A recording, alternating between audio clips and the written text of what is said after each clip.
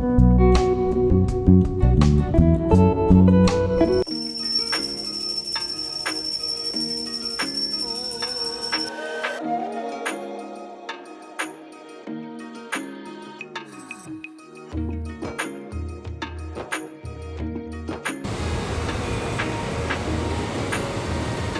కాకుండా కొంతమంది పిల్లలు తినరు కాబట్టి వాళ్ళకి ఫ్లేవర్ఫుల్గా రైస్లా చేయొచ్చు, లేదా రసం పెట్టచ్చు.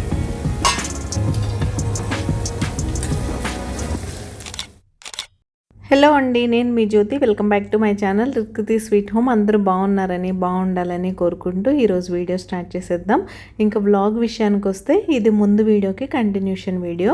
నిన్న నా ఎర్లీ మార్నింగ్ రొటీన్ మీతో షేర్ చేసుకున్నాను కదా, మా వాళ్ళు స్కూల్కి ఆఫీస్కి వెళ్ళే వరకు. ఆ తర్వాత నేను డే అంతా ఏం చేశాను అనేది ఈ వీడియోలో మీతో షేర్ చేసుకుంటాను. ఆ వీడియో ఎవరన్నా చూడకపోయి ఉంటే మన second channel Telugu life style వ్లాగ్స్లో అప్లోడ్ చేశాను. Video link description box and pin కామెంట్లో పిన్ చేస్తాను, అది చూసి వచ్చేయండి. సో దట్ నా మార్నింగ్ నుంచి నైట్ రొటీన్ మీరు మొత్తం కంటిన్యూగా చూసినట్టు ఉంటుంది. ఇక్కడ మా వాళ్ళు వెళ్ళగానే మామూలుగా నేను నా పూజ అయితే పూర్తి చేసేసుకున్నాను. స్నానం ఎలాగో మార్నింగ్ చేసేస్తాను కాబట్టి మధ్య మధ్యలో పూజకు కావాల్సినవన్నీ రెడీ చేసుకుంటాను. ఒక్కొక్కసారి మధ్యలో ఇంకెక్కువ టైం ఉంది, కుదిరింది అంటే ఆ టైంలో కూడా పూజ చేసేసుకుంటాను. ఒక్కొక్కసారి మెన్యూ సేమ్ ఉంటుంది ఇద్దరికి. అలాంటి టైంలో పాప వెళ్ళే లోపే లంచ్ బాక్స్ రెడీ అయిపోద్ది కాబట్టి ఇంకా మా వారు పాపని దింపి తన ఆఫీస్కి వెళ్ళే గ్యాప్లో కూడా ఒక్కొక్కసారి పూర్తి చేసుకుంటా. యూజువల్గా అయితే వాళ్ళని ప్రశాంతంగా పంపించిన తర్వాతే నేను ప్రశాంతంగా కూర్చొని పూజ అయితే చేసుకుంటా. హడావుడిగా చేసుకోవడం కన్నా చేసుకున్నది కాస్త ప్రశాంతంగా పీస్ఫుల్గా రోజు మొత్తం మీద అరగంట సేపే కాస్త ప్రశాంతంగా ఏం ఆలోచించకుండా కూర్చునేది కాబట్టి దాన్ని ఎక్కువ డిస్టర్బ్ చేయకుండా ప్రశాంతంగా కూర్చొని చేసుకోవడానికే నేను ఇష్టపడతాను. మీ రొటీన్ ఎలా ఉంటుంది? మీరు ఎర్లీ మార్నింగే పూజ చేసేసుకుంటారా? ఇంట్లో వాళ్ళందరూ వెళ్ళిపోయి కొంచెం లేట్గా పని చేసుకొని కూడా కొంతమంది 10 o'clockకి అలా కూడా చేసుకుంటారు. మీరు ఏ కేటగిరీ అనేది మాత్రం తప్పకుండా నాతో షేర్ చేసుకోండి.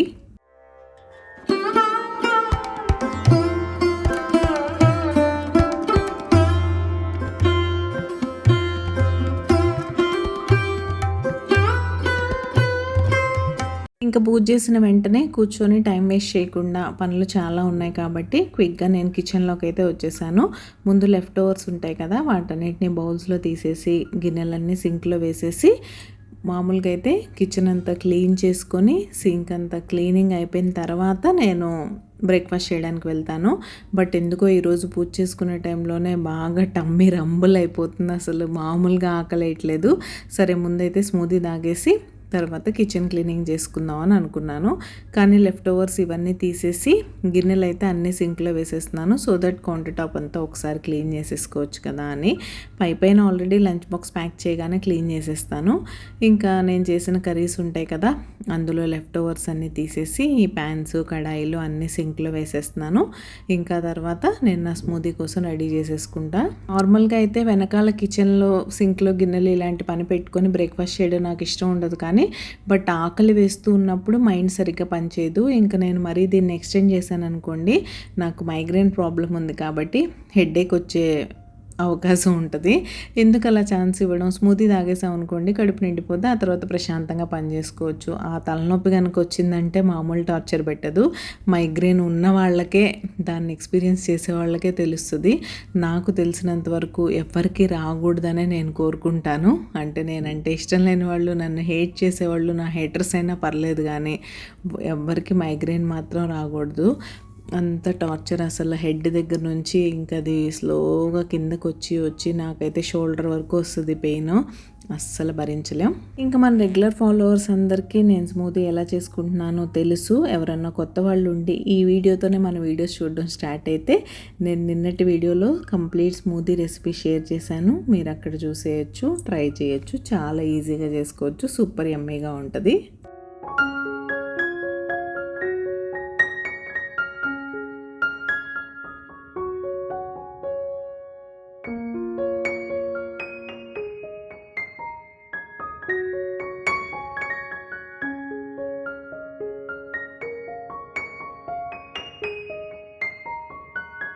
ఇంకా స్మూదీ రెడీ చేసుకొని వచ్చి ప్రశాంతంగా సోఫాలో కూర్చొని టీవీ చూస్తూ తాగుతున్నాను. మనము ఏదో లైక్ స్మూదీయే కదా, జావే కదా, ఎక్కడో చోట టకటక తాగేస్తాం, పని కానిచ్చేస్తాం అంటే బాగుండదు. ఏదైనా సరే ప్రశాంతంగా కూర్చొని ఎంజాయ్ చేయండి. ఆ 10 మినిట్స్ టైం కూడా మన కోసం మనం తీసుకోలేనంత బిజీగా ఉండదు.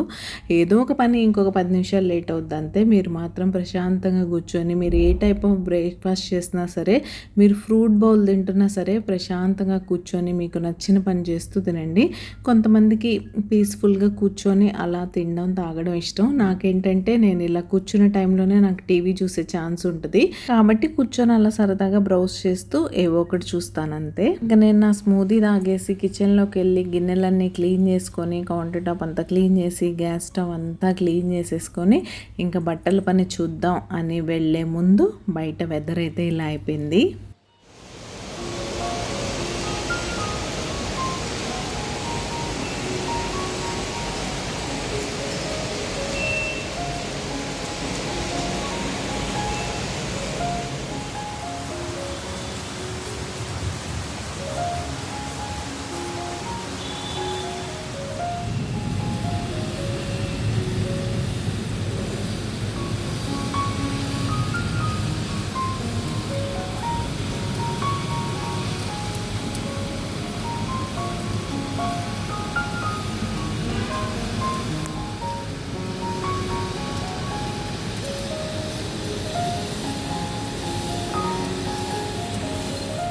మామూలుగా కాదు, అలా వర్షం అయితే దంచి కొట్టింది. ఆల్మోస్ట్ మా పాప స్కూల్ నుంచి వచ్చే టైం వరకు ఇదే స్పీడ్లో పడుతుంది.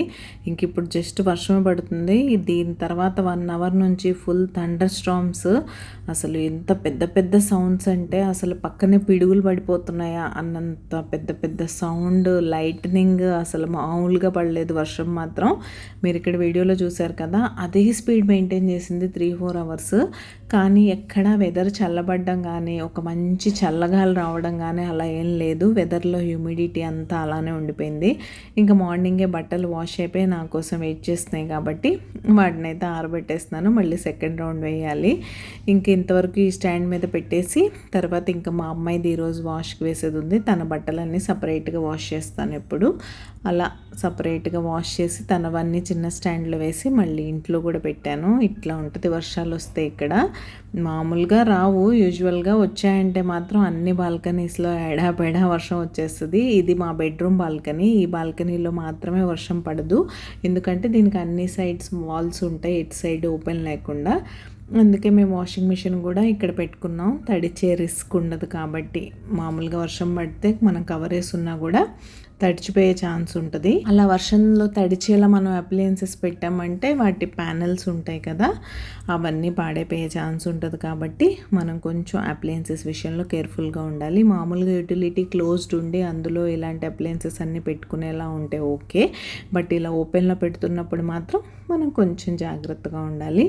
ఇంక ఈ బట్టలు ఆరేయడం అయిపోయిన తర్వాత ట్యూస్డే నా క్లీనింగ్ స్కెడ్యూల్లో యాజ్ పర్ క్లీనింగ్ స్కెడ్యూల్ ఏది ఉంటుందో అది చేసేసుకొని ఆ తర్వాత ఇంకా నేనైతే వీడియో వర్క్ దగ్గర కూర్చుంటాను. ఇలా ఉంటుంది నా డే. రొటీన్గా రోజు ఒకే పనులు ఉండవు, మారుతూ ఉంటాయి. కొన్ని ఫిక్స్డ్ ఉంటాయి. కిచెన్ క్లీనింగ్, బట్టలు ఇలాంటివి మాత్రం రెగ్యులర్గా అందరూ హోమ్ మేకర్స్ రోజు చేయాల్సిన పనులే. అలా కాకుండా ఎడిటింగ్ ఒక్కొక్క రోజు ఒక్కొక్కలా చేస్తుంటాను. క్లీనింగ్ రోజు మారుతూ ఉంటుంది. ఏరియాస్ డైలీ చేసుకునే 2 మినిట్స్ ప్రతిరోజు చేస్తాను అనుకోండి. ఇంకా అలా ఒకరోజు ఏదైనా వార్డ్రోబ్ ఆర్గనైజ్ చేసుకోవడం, ఒకరోజు రీసెట్ చేసుకోవడం, ఇలా రకరకాలుగా పనులు అయితే గడుస్తూ ఉంటాయి. ఏదేమైనా సరే మీ ఇంట్లో పరిస్థితులు ఎలా ఉంటాయి, మీ ఇంట్లో కండిషన్ ఏంటి, ఏ ఏ పనులు ఏ టైంకి ఎలా చేసుకోవాలి అనే దాన్ని బట్టి మీరు మీ డేని అయితే ప్లాన్ చేసుకోవాలి.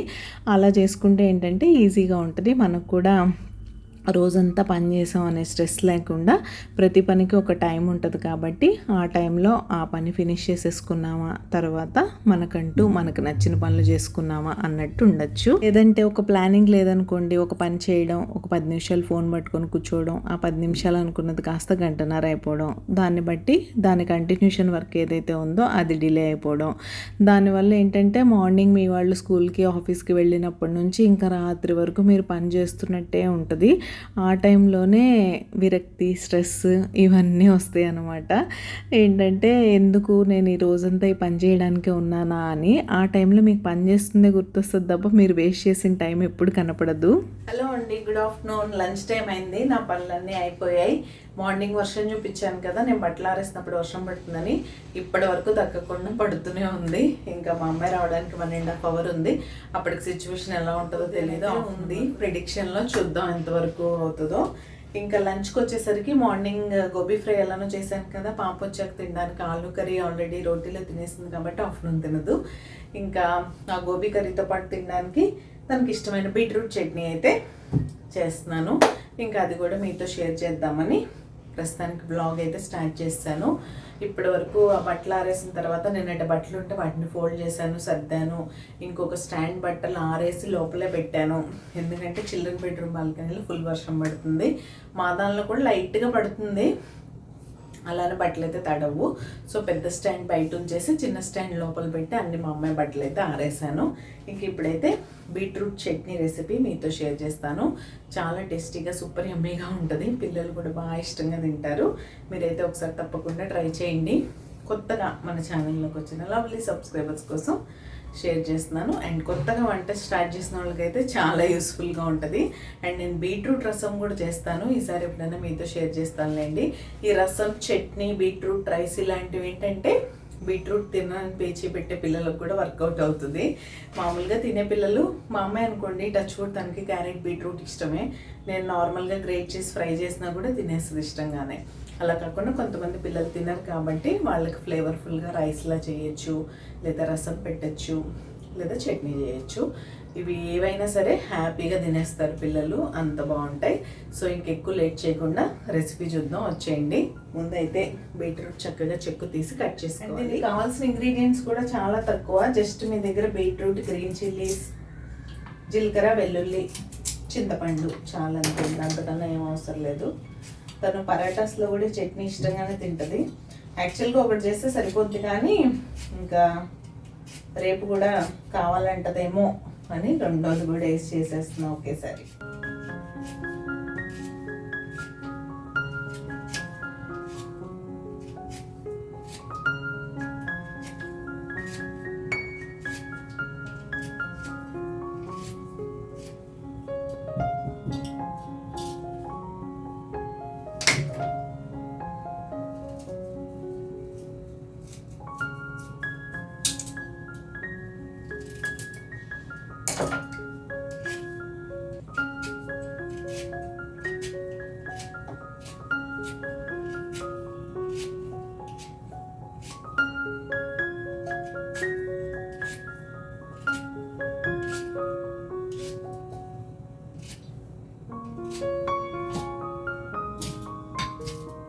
కలర్ చూడండి అసలు ఎలా వస్తుందో. ఇంతకీ మీరు ఆషాఢం గోరింటాకు పెట్టుకున్నారా?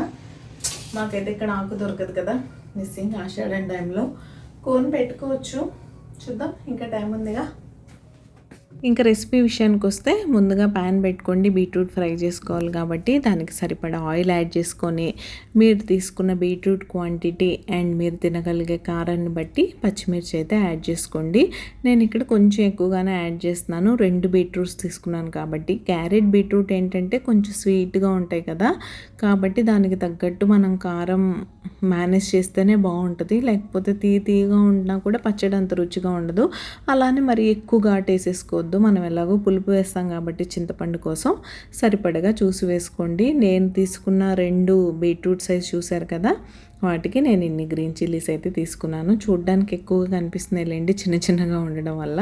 ఇంకా పచ్చిమిర్చితో పాటే సన్నగా కట్ చేసుకున్న బీట్రూట్ కూడా యాడ్ చేసుకోండి. బీట్రూట్ ఇలానే కట్ చేయాలని ఏం లేదు, మీరు ఎలా అయినా కట్ చేసుకోండి. కాకపోతే ఏంటంటే అన్ని ముక్కలు ఒకే సైజులో కట్ చేసుకున్నారంటే ఈవెన్గా ఫ్రై అవుద్ది. మరీ లావుగా కట్ చేసుకుంటే ఇది సొరకాయలాగా త్వరగా మగ్గిపోదు కదా, మగ్గడానికి ఎక్కువ టైం పడుతుంది. కాబట్టి కొంచెం సన్నగానే కట్ చేసుకున్నారంటే త్వరగా మగ్గిపోద్ది. ఇలా ఒకసారి బాగా మిక్స్ చేసేసి మూత పెట్టి మగ్గించుకోండి. ఇంతకీ మీకు నా simple recipes, easy cooking and life style blogging ఎలా అనిపిస్తుంది? మీకు కనుక మన వీడియోస్ నచ్చుతున్నట్టయితే ప్లీజ్ లైక్ చేసి హైప్ చేయండి. మీ లైక్ అండ్ హైపే నా మోటివేషన్. మీరు హైప్ చేస్తే ఇలాంటి కంటెంట్ ఇష్టపడి చూసే మరికొంతమందికి యూట్యూబ్ మన వీడియోస్ని రికమెండ్ చేస్తుంది. సో దట్ రీచ్ పెరిగి నాకు ఫర్దర్ మంచి మంచి వీడియోస్ చేయడానికి మోటివేషన్ వస్తుంది.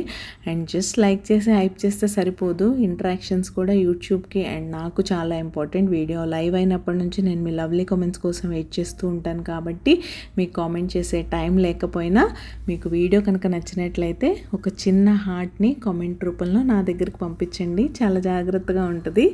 ఇంక ఇక్కడ చట్నీ విషయానికి వచ్చేస్తే ముక్కలు కొంచెం ఫ్రై అయిపోయినాయి అనుకున్నప్పుడు మూత తీసేసి దానిలో చింతపండు, కొన్ని వెల్లుల్లి కొంచెం ఎక్కువ వేసుకుంటేనే ఫ్లేవర్ బాగుంటుంది చట్నీలో. అలా అని మరీ డామినేటింగ్గా వేసుకోవద్దు, ఏదన్నా శృతి మించకూడదు అంటారు కదా, అలా సరిపడా వేసుకోండి. ఇంకా వాటిని కూడా ఒక్కసారి ఫ్రై చేసేసుకున్నారంటే ఇంక ఈ మిక్సీని పక్కన పెట్టేసి రూమ్ టెంపరేచర్కి రానివ్వడమే. గ్రైండ్ చేసుకునేప్పుడు మీరు కొంచెం జీలకర్ర, రుచికి సరిపడా ఉప్పు వేసుకుంటే సరిపోతుంది.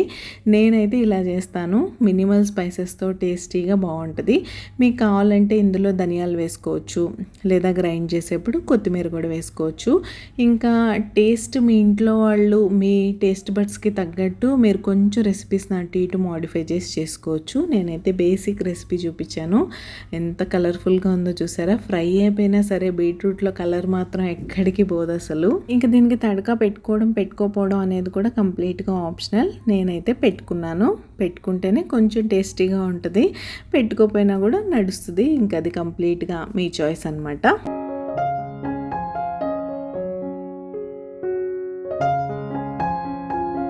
ఇంకా చట్నీ అవుతున్నప్పుడే రైస్ కూడా పెట్టేశాను పక్కన ప్రెషర్ కుక్కర్లో. రైస్ కూడా రెడీ అయిపోయింది. ఇంకొకేసారి మా అమ్మాయి వచ్చాక మా అమ్మాయితో కలిసి తిందాం అనుకున్నా, అందుకే నేను ముందు తినలా. ఒక్కొక్క రోజు ఆకలేస్తే ముందు తినేసి తను తీసుకురావడానికి వెళ్తా, ఒక్కొక్కసారి తనతో పాటు తింటాను. కానీ తనతో పాటు తినాలంటే లేట్ అయిపోద్ది.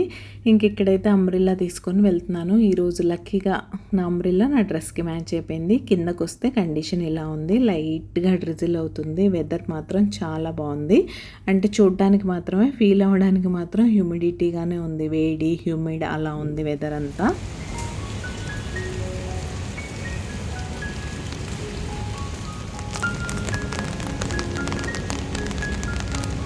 ఇంక ఇదైతే మన సబ్స్క్రైబర్ దీపిక గారు మన ఛానల్లో రెసిపీ చూసి ట్రై చేశారట. నాతో ఇన్స్టాగ్రామ్లో తన పిక్స్ అయితే షేర్ చేసుకున్నారు. Thank you so much Deepika గారు. ఇదేం ఫస్ట్ టైం కాదు, దీపిక గారు, లక్ష్మి గారు మన ఛానల్లో చూసి ట్రై చేసిన హెల్తీ రెసిపీస్ అన్నీ నాతో షేర్ చేసుకుంటూనే ఉంటారు. వీళ్ళు నన్ను ఫస్ట్ నుంచి ఫాలో అయ్యి నన్ను చాలా మోటివేట్ చేస్తున్న సబ్స్క్రైబర్స్. నేను వీళ్ళకి లైఫ్ టైం థ్యాంక్ఫుల్గా ఉంటాను. Once again thank you so much Deepika గారు. ఇలానే మీ పిల్లల కోసం హెల్తీ రెసిపీస్ అన్ని ట్రై చేసి నాతో షేర్ చేసుకుంటూ ఉండండి. మీరు కూడా మన ఛానల్లో ఏదైనా రెసిపీ ట్రై చేసి ఉండి అది నాతో షేర్ చేసుకోవాలనుకుంటే మనకి సేమ్ రిత్కృతి స్వీట్ హోమ్ ఐడితోనే ఇన్స్టా అకౌంట్ కూడా ఉంది. అక్కడ మీరు నాకు డిఎం చేయొచ్చు, ఫొటోస్ పంపించవచ్చు.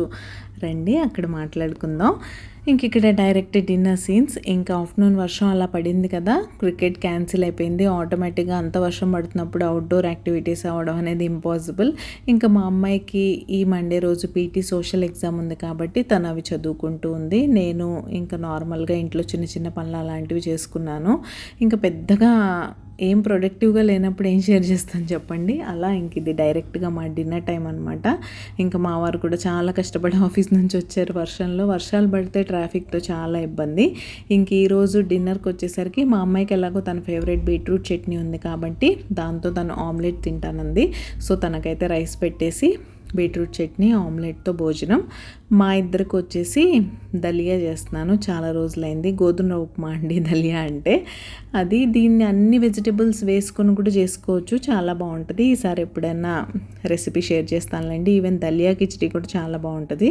బట్ ఈరోజు మా వారు ఉప్మా నేను షుగర్తో తింటా అన్నారు. షుగర్తో తింటున్నప్పుడు అలా వెజిటబుల్స్ అన్నీ వేస్తే బాగుండదు కాబట్టి బేసిక్ ఉప్మా చేశాను. ఆనియన్, గ్రీన్ చిల్లీస్, జీడిపప్పులు, పోపు దినుసులు అవన్నీ వేసి. మీకు ఉప్మా రెసిపీ గురించి ఇంకా నేను స్పెషల్గా ఎక్స్ప్లెయిన్ చేసేదేముంది చెప్పండి, మీ అందరికీ తెలిసిందే కదా. కాకపోతే కొంతమంది ముందు తాలింపు అంతా ఫ్రై అయిన తర్వాత వాటర్ పోసి వాటర్ బాయిల్ వచ్చిన తర్వాత రవ్వ వేస్తారు కదా.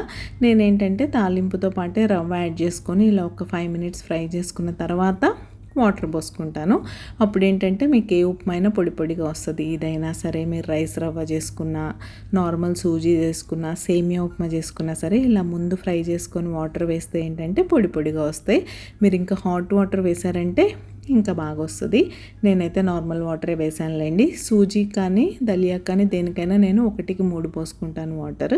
అలానే పోసి మూత పెట్టేస్తే ఇంకా దాని పని అది చేసుకుంటుంది, మన పని మనం చేసుకోవచ్చు. రోజుకు ఒక్కరైనా మెసేజ్ చేస్తున్నారు, రిత్కృతి స్వీట్ హోమ్లో ఉన్న సబ్స్క్రైబర్స్ మీ కొత్త ఛానల్ గురించి మాకు తెలియదండి అని. చాలామంది రెగ్యులర్గా వీడియోస్ అప్లోడ్ చేయమని అడుగుతున్నారని నేను సెకండ్ ఛానల్ అయితే క్రియేట్ చేశాను. ఆ channel name Telugu life style blogs. మీలో ఎవరైనా ఇంకా ఆ ఛానల్ని చూడకపోయినట్లయితే ఛానల్ నేమ్ అండ్ లింక్ నేను డిస్క్రిప్షన్ బాక్స్లో ఇస్తాను. తప్పకుండా చూసి సబ్స్క్రైబ్ చేసుకొని నన్ను సపోర్ట్ చేయండి. డైలీ వ్లాగ్స్ చూడాలనుకునే వాళ్ళకి 2 ఛానల్ సబ్స్క్రైబ్ చేసుకోవాల్సిందే. రిత్కృతి స్వీట్ హోమ్లో Monday, Wednesday, Friday afternoon 1 o'clock video వస్తే తెలుగు లైఫ్ స్టైల్ వ్లాగ్స్లో Tuesday, Thursday, Saturday morning 10 o'clock వస్తుంది. ఎవరికి ఏ టైం కంఫర్టబుల్గా ఉంటే ఆ టైంలో అయితే చూడొచ్చు. బట్ చూసి మాత్రం లైక్ చేయకుండా వెళ్ళకండి. మళ్ళీ ఫ్రైడే రోజు మరొక మంచి రొటీన్ వ్లాగ్తో మేము ముందుకైతే వచ్చేస్తాను. అంతవరకు keep smiling, take care, bye.